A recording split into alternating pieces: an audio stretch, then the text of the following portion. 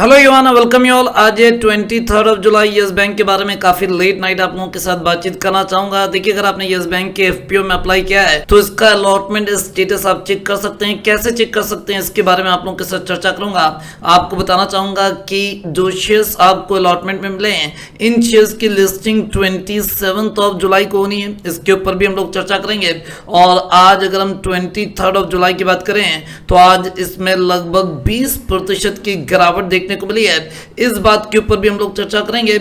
और अगर मैं आपको आज की सिचुएशन बताऊं तो आज 23 जुलाई को जो यस बैंक के अंदर ट्रेडिंग एक्टिविटी हुई है उसके दो पहलू हैं। एक तरफ 20% की गिरावट दिखाई दे रही है, दूसरी तरफ इसमें लगभग 17 करोड़ शेयर्स की डिलीवरी भी उठाई गई है। तो ये दोनों बातें जो हैं इनके ऊपर चर्चा करना जरूरी है। लेकिन सबसे पहले इस बात के ऊपर बातचीत करना चाहूंगा कि आप अलॉटमेंट स्टेटस कैसे चेक कर सकते हैं। चलिए मैं आपको बताने की कोशिश करूंगा। और अलॉटमेंट स्टेटस चेक करने के लिए आप मेरी वेबसाइट mohammadfaiz.com विजिट कर सकते हैं। और यहाँ पर मेन्यू बार के ऊपर एक बटन आपको नजर आएगा, मोर। आई बिलीव आप इसको देख सकते हैं। एक बटन है जिसका नाम है मोर। और इसी बटन के ऊपर जब आप क्लिक करेंगे तो आपको ड्रॉप डाउन नजर आएगा और इसमें आईपीओ स्टेटस की लिंक मैंने लगा रखी है। यहाँ पर पेज ओपन होगा और आपको फर्दर आईपीओ अलॉटमेंट स्टेटस की लिंक के ऊपर क्लिक करनी है। और अब आप बॉम्बे स्टॉक एक्सचेंज की वेबसाइट के ऊपर उस पेज के ऊपर डाइवर्ट हो जाएंगे जहां पर आप अपने इशू एप्लीकेशन की स्टेटस चेक कर सकते हैं। तो यहाँ पर आपको सिलेक्ट करना है इक्विटी। आप इक्विटी सिलेक्ट करेंगे और इसके नीचे आप इशू नेम सिलेक्ट करेंगे। आपको यस बैंक सिलेक्ट करना है और इसके नीचे आपको अपना एप्लीकेशन नंबर डालना है, अपना पैन नंबर डालना है। उसके बाद आपको सर्च करना है तो आपको आपकी एप्लीकेशन स्टेटस पता चल जाएगी। तो ये तो बात हुई एप्लीकेशन स्टेटस की। अब बात करना चाहूंगा कि आज यस बैंक के अंदर क्या सिचुएशन देखने को मिली है। काफी ज्यादा गिरावट देखने को मिली है। आप देख सकते हैं आज 23 जुलाई को 14.75 के ऊपर लास्ट ट्रेडेड प्राइस है। लगभग 3.50 की गिरावट, 19% से ज्यादा की गिरावट। कल बीते हुए दिन की बात करें तो कल 22 जुलाई को क्लोजिंग हुई थी 18.25 के ऊपर। आज 23 जुलाई को काफी कमजोर खुलता है 14.60 के ऊपर। और यहाँ पर ही इसका लो बनता है। मतलब आज का ओपनिंग प्राइस और लो बिल्कुल एकदम सेम है। ऊपर जाने की कोशिश करी, 16.45 का ही बनाया, लेकिन बिकवाली का दबाव बना रहा और 14.75 के ऊपर ही क्लोजिंग हुई है। अगर आज 23 जुलाई की बात करें तो सबसे ज्यादा ट्रेडेड शेयर है ये और सबसे ज्यादा डिलीवरी भी इसके अंदर उठाई गई है। आज 23 जुलाई को जो क्वांटिटी ट्रेड हुई है ये लगभग 45 करोड़ 35 लाख 42 हजार शेयर और डिलीवरेबल क्वांटिटी लगभग 17 करोड़ 11 लाख 88 हजार share. Percentage of deliverable quantity लगभग 37.74%। तो देखिए अभी भी ये मेरे लिए सरप्राइज है। इवन अगर आप आज का प्राइस देखें और आज का प्राइस मैं आपको बता चुका हूं 14.75, तो ये प्राइस भी अभी ज्यादा है अगर आप इसकी तुलना करें एफपीओ के भाव से, जो कि 12 से 13 रुपए निकाला गया था। तो मेरे लिए तो ये पिछले कई दिनों से अपने आप में काफी चौंकाने वाली बात रही है कि गिवन द फैक्ट कि एफपीओ के अंदर इतना कम भाव रखा गया है तो वो कौन से लोग हैं जो कि हायर प्राइस के ऊपर इसमें माल उठा रहे हैं। जैसे कि आज भी इसके अंदर 17 करोड़ शेयर की डिलीवरी उठाई गई है।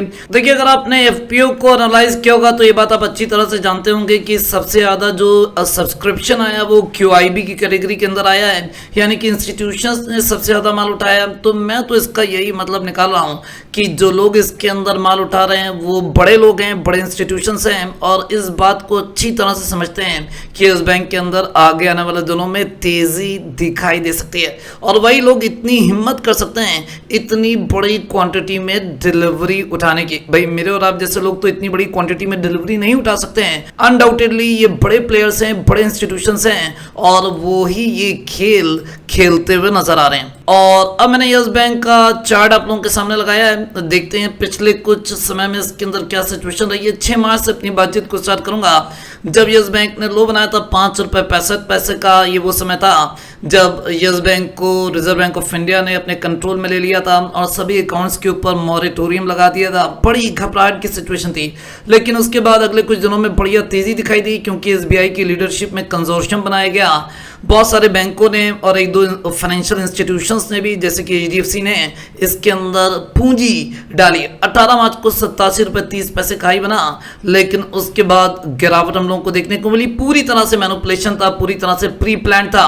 और 1 अप्रैल को आप देख सकते हैं 23 रुपये 95 पैसे की क्लोजिंग हुई थी। मोर और लेस ये काफी ज्यादा रेंज बाउंड हम लोगों को ट्रेड होता हुआ दिखाई दिया था। बीच बीच में तेजी भी आई थी। 7 मई को जैसे कि 31 रुपये 55 पैसे का हाई बना था। 8 जून को लगभग 32 रुपए का हाई बनता हुआ दिखाई दिया था।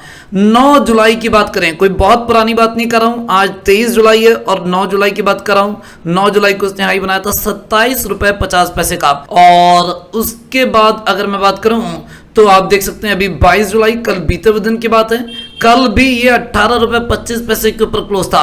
और मेरे लिए ये जो पीरियड था ये काफी चौंकाने वाला पीरियड था, क्योंकि 9-10 जुलाई के आसपास हमको एफपीओ के बारे में पता चल चुका था और बाजार के अंदर ये खबरें भी आ चुकी थी कि किस भाव के ऊपर एफपीओ आने वाला है। उसके बावजूद भी मेरे लिए बहुत बड़ा सरप्राइज था, जी हाँ, मेरे लिए ये बहुत बड़ा सरप्राइज था कि हायर प्राइस के ऊपर वो कौन लोग हैं जो कि डिलीवरी उठा रहे हैं। तो जब भी मैं यस बैंक के अंदर कारोबार देख रहा था और मैं देख रहा था कि डिलीवरी एट हायर लेवल, ये बात मुझको काफ़ी ज़्यादा चौंका रही थी और आज भी चौंका रही है कि कौन से लोग हैं जो कि हायर लेवल के ऊपर इतनी बड़ी क्वांटिटी में माल उठा रहे हैं। देखिए कल से आज के बीच में बड़ी एक गिरावट हो चुकी है। आज 23 जुलाई, आज क्लोजिंग हुई है 14 रुपये 75 पैसे के ऊपर। आज कल हुआ है 14 रुपये 60 पैसे। 19% से ज्यादा की गिरावट हम लोगों को देखने को मिली है। तो देखिए मुझको तो यही लगता है कि इसके अंदर हम लोगों को गोइंग फॉरवर्ड तेजी देखने को मिल सकती है। मैं बात करूं पॉसिबिलिटी की, किसी भी तरह की कोई भी गारंटी नहीं है। और जहां तक एफपीओ की बात है, मैंने आपको यही राय दी थी कि ज्यादा से ज्यादा आप एक लॉट के लिए अप्लाई करिएगा, क्योंकि भविष्य अनसर्टेन है और अनसर्टेनिटी के अंदर कोई बहुत बड़ा गेम खेलने की कोशिश नहीं करनी चाहिए। Let's wait and watch. जैसे मैंने आपको बताया कि इसकी लिस्टिंग जो है वो 27 जुलाई को होनी है। 27 जुलाई का मतलब है मंडे को इसकी लिस्टिंग होनी है। देखना बनता है कि मंडे ऑनवर्ड्स किस तरह की एक्टिविटी हमें यस बैंक के अंदर देखने को मिलती है, क्योंकि बहुत सारा माल बाजार के अंदर ट्रेडिंग के लिए अवेलेबल होने वाला है, काफी ज्यादा लिक्विडिटी होने वाली है। तो मंडे ऑनवर्ड्स यस बैंक के अंदर सिचुएशन जो है वो डेफिनेटली ट्रैक करने वाली होने वाली है। तो चलिए अपनी बातचीत को यहीं पे करूंगा वाइंड अप। अच्छा लगे तो लाइक करके इंकरेज करिएगा, दूसरों के साथ शेयर करिए, और अगर चैनल सब्सक्राइब ना किया हो तो जेन्युइन इन्फॉर्मेशन पाने के लिए अभी सब्सक्राइब कर डालिए। Thank you again for watching this video.